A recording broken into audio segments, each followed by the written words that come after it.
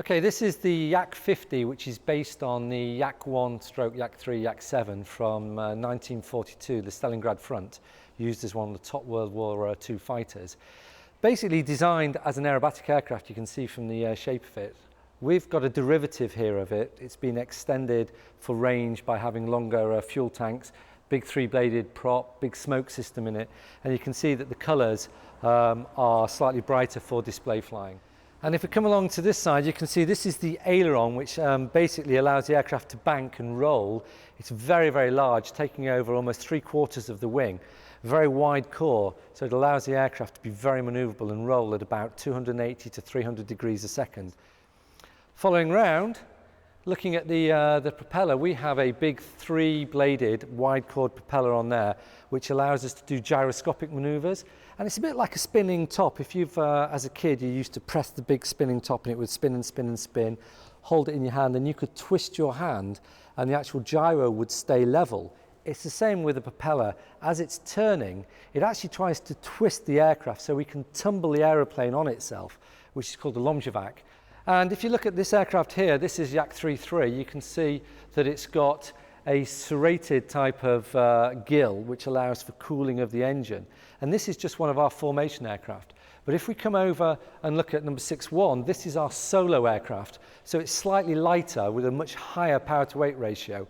And it has a gill system that allows a lot more cooling of the engine. So because it works harder, the engine tends to get quite a lot hotter. And also the propeller is wider to allow us to do more tumbling.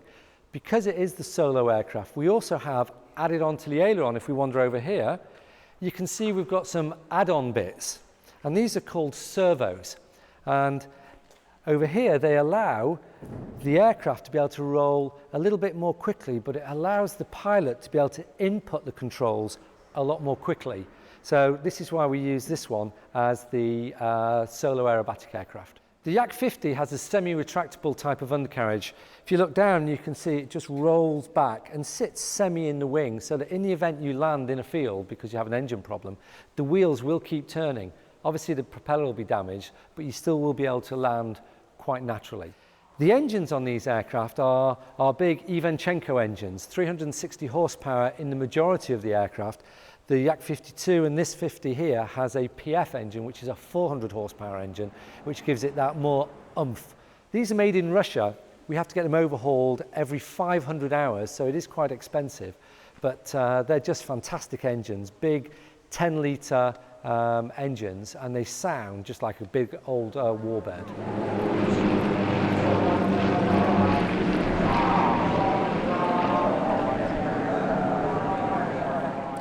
Okay, if we look inside the Yak 50, you can see it's completely different to the Yak 52, which is more the lead aircraft. This has been stripped of anything that we can possibly get out of it for weight. But you can see it's still got quite a lot in there which we need for display flying.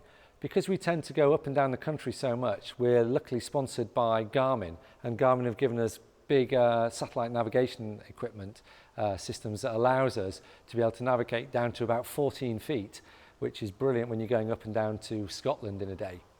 The aircraft itself, you can see most of it's still written in Russian, so the pilots do have to get used to some of the instrumentation having curious figures on it. Also, we've got a harness inside, which is a hooker harness, which is a 7-point 23G harness, which means that it's very, very tight when we're doing the aerobatics.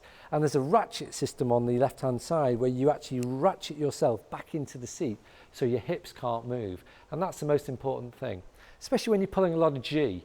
The more G you pull, especially positive G, you want to try and keep the blood in the upper part of your body, in your torso. So having very tight areas around your hips means that you will keep more blood up there. Because the aircraft are Russian, we do have to get specialist engineering done. We work very closely with Russian engineering at West London Aero Club, which is White Waltham Airfield.